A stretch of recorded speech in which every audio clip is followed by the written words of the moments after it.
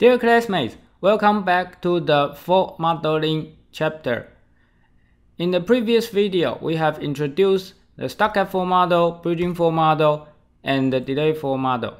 In this video, we are going to introduce transistor level fault models such as StockOpen fault, Stockin fault, and the cell-aware testing. Finally, we will review all the different fault models. In the famous Stanford Murphy experiment, we observed a very bizarre behavior of the faulty circuit. We call this sequence dependency, which means the test result of a faulty circuit can depend on the test sequence. For example, for this NAND gate, suppose we apply a sequence of 3 test patterns, 1, 1, 0, 1, and 0, 0. In sequence 1, we observe that the circuit produced a faulty output in the second test pattern. Judging from these output responses, we suspect that A is stuck at 1. However, if we reorder the test sequence into 0, 0, 0, 1, and 1, 1, this time the faulty circuit passed the test. So, this faulty circuit behavior is very strange. We don't know whether it has A stuck at 1 fault or not. From the result of the Murphy experiment, the simple single stuck cap fault model cannot explain the sequence-dependent behavior of the faulty circuit. So now it's the classification tree again. We have introduced the gate level fault models, which includes Stockin fault, bridging fault, and the delay fault, and so on. In the gate level fault model, we inject fault in the interconnect. However, this is not sufficient to model all the behavior of defects. Sometimes we need to zoom in to the gate and check the layout of a gate to consider defects inside a gate. We call it intra-cell or transistor level fault models. So now let's first consider the StockOpen intra-cell fault model. The StockOpen fault model was proposed by Watzek as early as 1978. A StockOpen faulty transistor is always off, regardless of the input. For this NAND gate example, this is the schematic of a simple CMOS NAND gate. This is the truth table of the NAND gate. Suppose we have AP StockOpen fault, which means that the PMOS is always off. When we apply the pattern 0, 1, since the PMOS is always off, so there is no conduction path to the VDD or ground. So this is a high impedance state, which is denoted as Z. If we want to detect AP StockOpen fault, we will need to apply 1, 1 followed by 0, 1. In this case, the fault-free output is 1, but the faulty output is 0. Similarly, if we have BP StockOpen fault, when we apply input 1, 1 to 1, 0, we can detect the fault. In summary, StockOpen fault requires 2 pattern tests to detect the fault. With the StockOpen fault model, now we can easily explain the sequence dependency observed in the Murphy experiment. The StockOpen faulty circuit has memory due to the parasitic capacitance So the test result of a faulty circuit depends on the sequence of test patterns, even if the original good circuit is combinational logic. So if we have AP StockOpen fault, when we apply test sequence 1, 1, 1, 0, 1, 0, 0, the fault can be detected. Because of the parasitic capacitance, the faulty output will remain logic 0. However, if we reorder the test sequence into 0, 0, 0, 1, and 1, 1, in this case, the faulty output may be 1 due to the parasitic capacitance. So the fault is not detected. This is a bad news because this could be a test escape.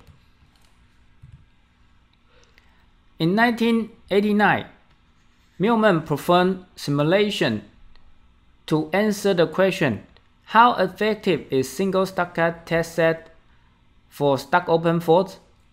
They performed experiment on 74 181 ALU. Totally, there are 426 StockOpen faults.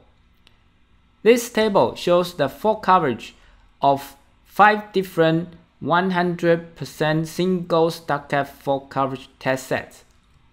They cannot achieve 100% StockOpen fault coverage. From this simulation result, we know that single Stockat fault is not enough to detect all the StockOpen faults. Some people think that transition delay fault is enough to detect StockOpen fault, but this is not a correct concept. Transition delay fault is highly correlated with StockOpen fault model, but they are not the same fault model. For the NAND gate example, this table shows test patterns and the corresponding StockOpen fault and the transition delay fault detected. For the first pair of test patterns, 1, 1 to 0, 1, it detects the AP StockOpen fault.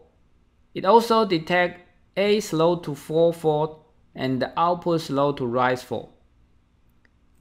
However, the test pattern pair 1, 0, 0, 1 does not detect A StockOpen fault, but it detects A slow to fall fault. Similarly, these two pattern pairs have different detected StockOpen fault and the transition delay fault.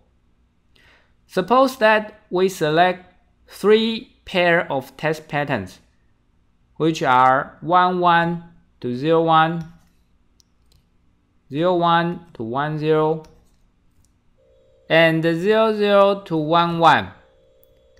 We can achieve 100% transition delay fault coverage. We detect all the 6 transition delay faults. However, we cannot detect BP StockOpen fault. So the StockOpen fault coverage is only 75%. In conclusion, transition delay fault is still not good enough for StockOpen fault. On this slide, we show some real experimental results. For 1 micron CMOS experiment, Woodhull tested a total of 4,500 chips, out of which 1,200 chips failed StockApp test, and 44 of them failed StockOpen test. What is worse, 4 chips failed StockOpen test, but they escaped StockApp test, which means that if we don't apply StockOpen test, we can have 4 test escape out of 4,000 chips. The second data is from the Murphy experiment, which is 0.7 micron CMOS technology. We tested about 5,500 chips, out of which 116 of them are defective. We diagnosed 7 single StockOpen faults and 2 multiple faults. So from this real data, we can see that about 5% of the failed chips are StockOpen faults, which means StockOpen fault cannot be ignored. Now, it's time for you to do an exercise. For this NOR gate, please find a sequence of 2 patterns to detect the NMOS BN StockOpen fault. Question number 2. Find a sequence of 2 test patterns that cannot detect the BN StockOpen fault. That means this is a test escape. So please pause the video and work on the quiz.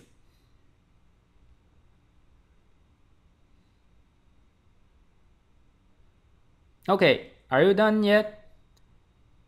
If we want to detect the BNMOS StockOpen fault, first we will need to pull up the output to logic 1. So we apply 0, 0. And then we need to pull down through this NMOS. So we apply 0, 1. The good output should be 0, the faulty output is 1. This pair of test patterns can detect the StockOpen fault. However, if we pull down first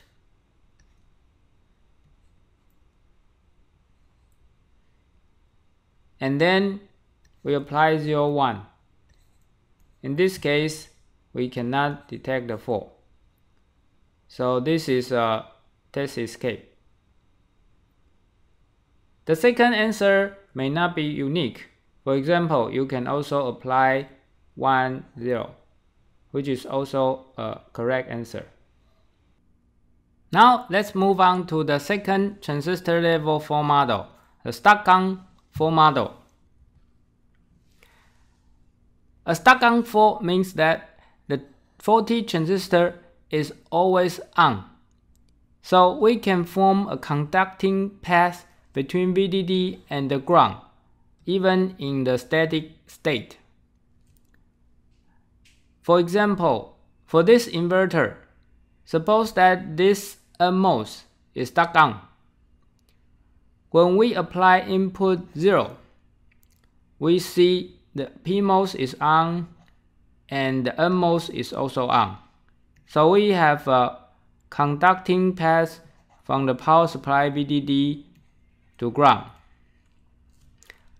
The Stockin fault may not be detected by traditional Boolean testing because the value of the output depends on the relative impedance of the PMOS and the NMOS. But the good news is that the Stockin fault can be detected by IDDQ testing. In IDDQ testing, we apply a test pattern, we wait for a while, and we measure the quiescent current from the power supply. The IDDQ testing was proposed in 1981. It measured the static power supply current with test pattern applied, where IDD means the power supply current from VDD and the Q stands for quiescent. This was a very commonly used test technique in CMOS technology. For example, given this NAND gate, suppose that the NMOS is stuck on. Suppose that we apply a 0 in the input. After the transition, a good circuit should consume no static current, like this. However, if the circuit has NMOS Stockin fault, we would observe a high IDD current, even in the static state. So IDDQ testing is a good test technique to detect Stockin fault. Unfortunately, IDDQ testing is becoming less and less effective for modern technologies due to the leakage problem. Now it's time for you to work on a quiz. For this NOR gate, please find a test pattern to detect the BN-NMOS Stockin fault. Now please pause the video and work on the quiz.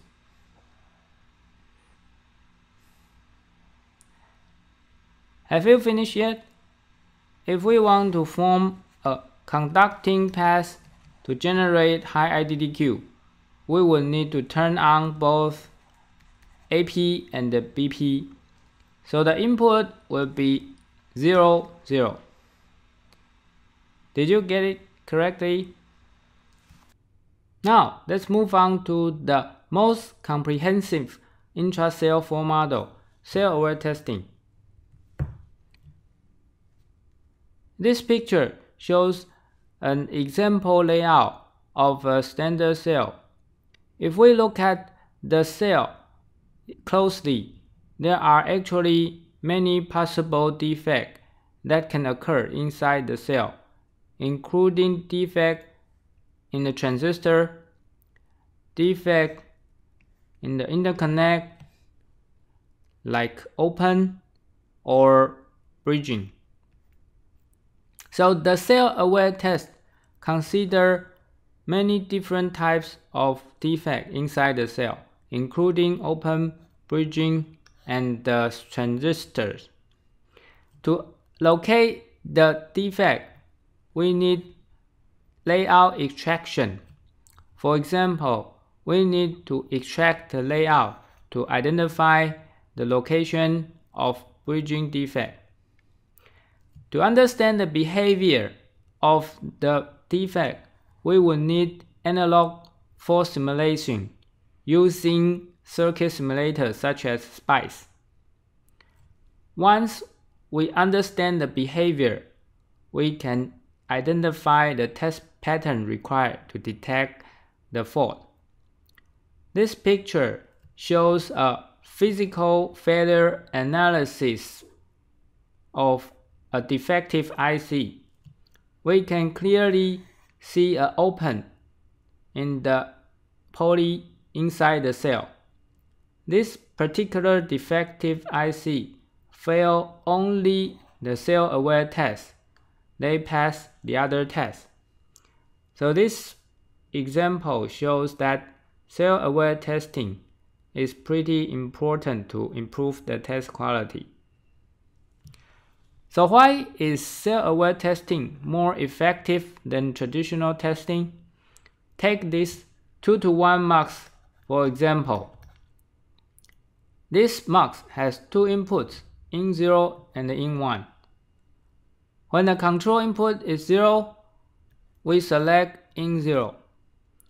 When the control input is 1, we select in 1. There are 8 single Stockin faults at the I/O pins. So if we apply 4 test patterns, we can detect all the 8 single Stockin faults, and the fault coverage is 100%. But this test set is not good enough. Let's look at the schematic of this mux. There are 2 transmission gates, C1 and C2. When the control input is 0,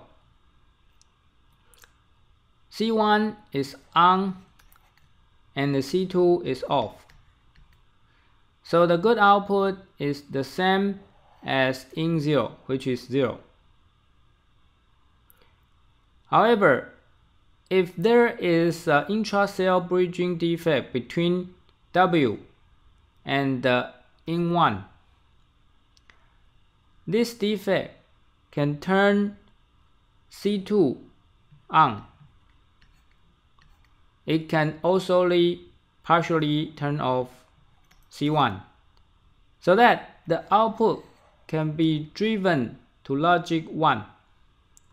So the cell-aware test would add 000 pattern to detect this intra-cell bridging defect. So cell-aware testing is more effective than traditional single Stockin fault test. However, the penalty, of course, is longer test time. This slide shows real experimental data on AMD 32nm technology. There were totally 800,000 IC tested. Almost 700 IC failed only cell-aware testing. They passed the other tests. The red circle shows the number of IC failed the static cell-aware test, and the blue circle shows the number of IC that failed cell-aware testing at faster speed. For this particular experiment, CAT improved the test quality by up to 885 dpm, which is a very significant improvement in the test quality. Now we have shown many different fault models. Let's have a final review of these different fault models. In this chapter, we have shown gate level fault models such as Stockin fault, bridging fault, and delay fault models. We also showed transistor level fault models such as StockOpen fault, Stockin fault, and the cell-aware testing. If we trace the history of the fault model, we can see that in the early days, the Stockin fault was proposed in 1961, followed by the bridging fault model proposed in 1973, and followed by delay fault model proposed in 1974. And later on, people thought that inter-cell fault model alone is not good enough, so they began to look at the intra-cell fault models. So the StockOpen fault model was proposed in 1978, and then in 2009, the most recent cell-aware test technique became very popular. From the history of the fault model, we can see that fault models evolve with technology and time. So there is no single best fault model for all time. These slides also show other classification of fault models. Some people classify the fault model according to the timing.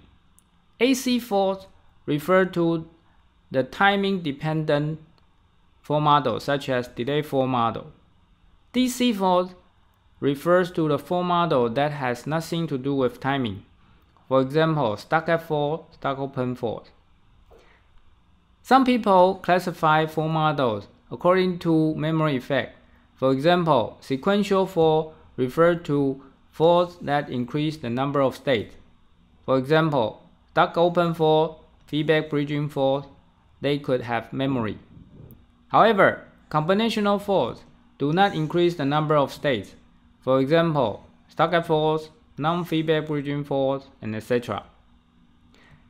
Finally, different circuit under test has different fault models. For example, memory fault models, FPGA fault models, and etc. So there is no single best fault model for all different kinds of circuits. That's the reason why we need so many fault models. In summary, in this video, we have shown 3 intra-cell fault models. A StockOpen fault means that the faulty transistor is always off, regardless of the input. The StockOpen faulty chip can have sequence-dependent test results. That means the faulty combinational logic can have memory. We also show that StockOpen fault is not the same as transition delay fault. Even if we have 100% transition delay fault coverage, the test pattern does not guarantee to detect all the StockOpen fault. So it is required to consider StockOpen fault in our testing. We also show transistor Stockin fault model, which means that the faulty transistor is always on. We show a new test technique, IDDQ testing, to detect transistor Stockin fault model. Finally, cell-aware testing is the most comprehensive intra-cell fault modeling and testing. To identify the location of the fault, we will need layout extraction. To understand the behavior of the fault, we need analog fault simulation. We show that cell-aware testing can improve the test quality at the cost of longer test time. Finally, we have shown many different fault models in this chapter. Fault models evolve with technology, and there is no single best fault model for all the circuits. Therefore, we would expect more and new fault model for the future technologies. So that's all for this video. Thank you for watching.